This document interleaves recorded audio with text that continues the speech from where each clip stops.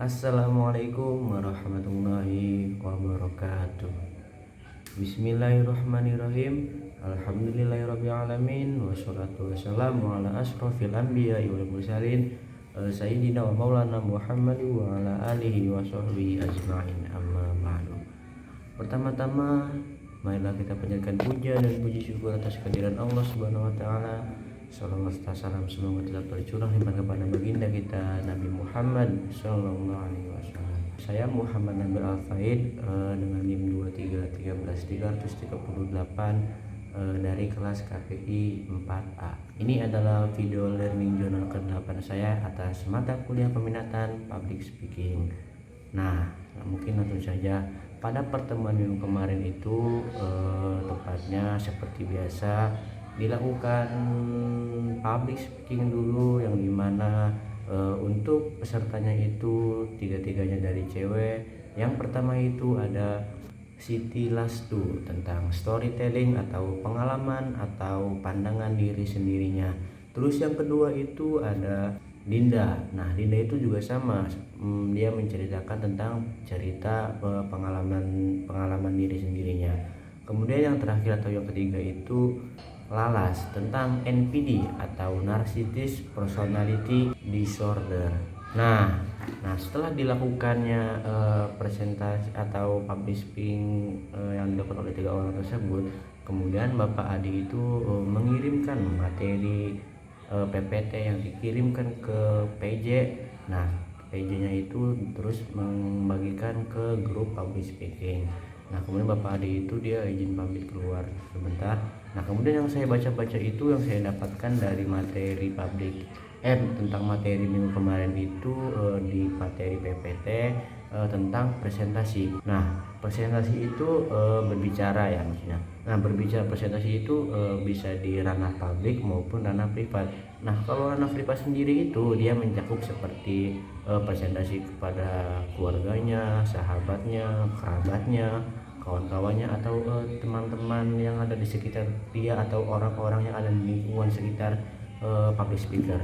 Kemudian yang itu ranah publik itu lebih ke umum ya, lebih kayak mencakup kayak audiensnya itu beragam-ragam. Kalau di kuliah itu ada yang namanya presentasi di kelas itu, kemudian ada seminar juga bisa. Nah, itu ada perbedaannya ya antara berbicara di ranah publik sama ranah privat itu. Tentunya perbedaannya pertama itu tentang perbedaan orang-orang yang mendengarkan. Nah, kalau kita berbicara di ranah publik itu kan otomatis orang-orangnya itu random kan ya. Beda sama halnya privat. Kalau privat kan kita sudah mengenali audiensnya. Kalau di ranah publik itu kan kita belum agak tahu gitu ya tentang audiensnya dari mana saja, kemudian apa saja. Nah, gitu. Terus yang kedua itu tempat juga itu mempengaruhi ya. Kalau ranah publik kan tempatnya itu terbuka untuk umum. Kalau ranah privat itu ya tempat-tempat kayak di lingkungan sekitar tempat dia tinggal doang. Kemudian yang ketiga itu acara. Kayak kalau di umum nih acaranya itu kan lebih formal, lebih tersusun gitu. Beda halnya dengan berbicara di ranah privat, itu kan lebih kayak enjoy begitu, enjoy. Kemudian yang terakhir itu kuantitas orang yang diajak berbicara. Nah, kemudian pembahasan selanjutnya yaitu tentang prinsip komunikasi. Nah, prinsip komunikasi itu yang pertama itu ada tahu. Nah, tahu ini itu maksudnya tahu tentang informasi yang disampaikan atau informasi yang akan disampaikan.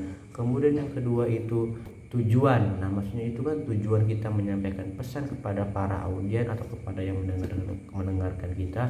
Kemudian yang ketiga itu khalayak. Kemudian yang keempat itu cara komunikasi pesan. Kemudian yang kelima itu hilangkan hambatan. Kemudian yang keenam atau yang terakhir itu target.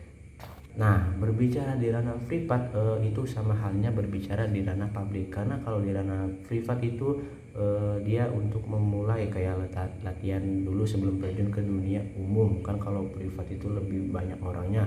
Kalau maksud kebalik, maksudnya kalau umum itu kan lebih banyak orangnya. Jadi di ranah privat itu dia ini ya kayak seperti dia berlatih dulu bisa ya sebagai latihan dulu lah untuk ini nih, jadi kayak gini ada, nanti juga mengalami sendiri bedanya gimana.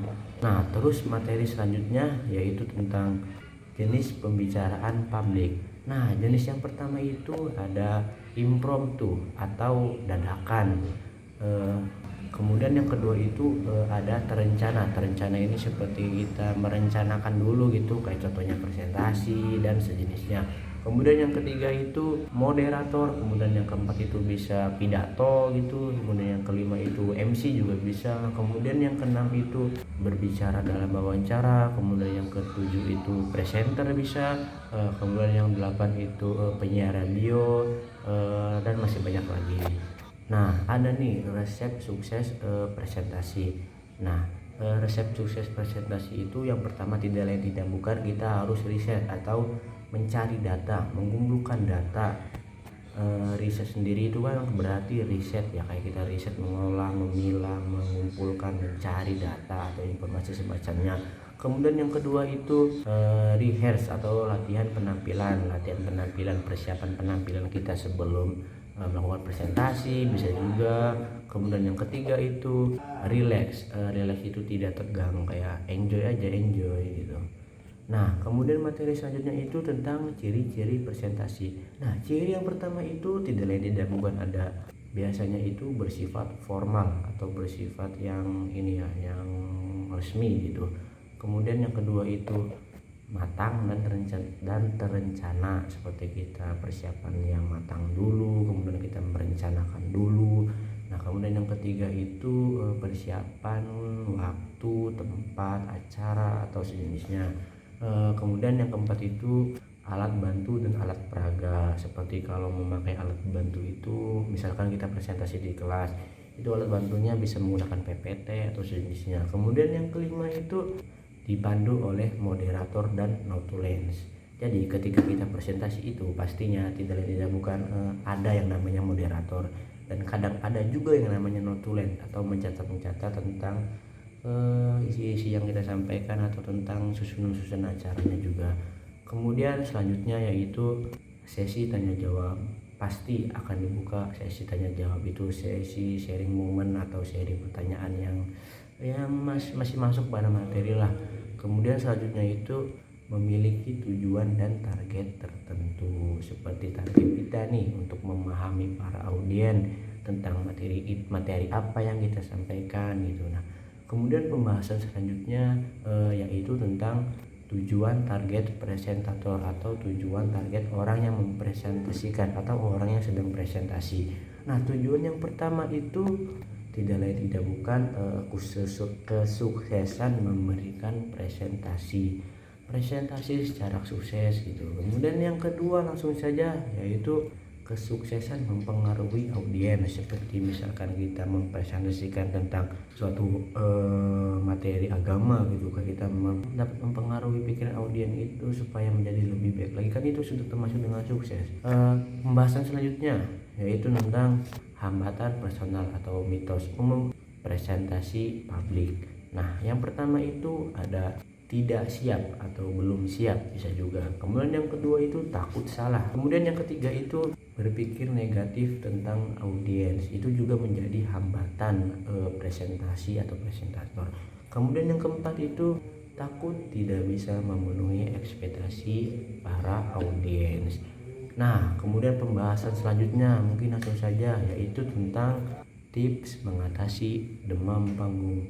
Tips yang pertama, persiapkan diri dengan sebaik-baiknya, seperti kita mempersiapkan materi yang akan kita sampaikan atau yang akan kita bawakan. Bisa juga mempersiapkan susunan acara, mempersiapkan waktu, itu bisa juga. Pokoknya persiapan itu sangat penting ketika kita ingin memulai sesuatu kegiatan. Kemudian yang kedua itu berlatihlah presentasi di depan kaca. Nah, ketika kita sedang melakukan presentasi kemudian timbul penyakit depan panggung, usahain kita itu harus berlatih dulu di depan kaca supaya dapat melihat diri kita sendiri itu kayak wah segini nih. Tadi yang berlatih itu penting lah supaya lancar juga, supaya tidak grogi bisa. Kemudian yang ketiga itu, nah jika Anda tidak sanggup menatap mata audiens maka tataplah jidatnya saja. Nih, jadi kayak kontak mata. Misalkan Anda tidak kuat nih kalau menatap mata audiens, itu dapat mempengaruhi presenter atau public speaking kita. Nah kita itu bisa dengan melihat audiens, jidat para audiens itu. Kemudian yang keempat itu atur nafas Anda, seperti kayak teknik pernapasan lah supaya menghilangkan rasa gugup itu. Kemudian selanjutnya yaitu berdoa. Nah berdoa itu menjadi bagian penting ya, kayak ya pokoknya berdoa ya, semoga lancar gitu ya, penting lah berdoa itu. Kemudian yang ke selanjutnya yaitu ucapkan mantra nih, kayak aku bisa nih, aku harus bisa. Nah itu tuh menjadi sugesti kita untuk menghilangkan tips demam panggung itu. Mungkin cukup sekian yang dapat saya sampaikan. Mohon maaf apabila ada kesalahan atau kelalaian dalam menyampaikan pesan. Sekian, maafkan saya. Wassalamualaikum warahmatullahi wabarakatuh.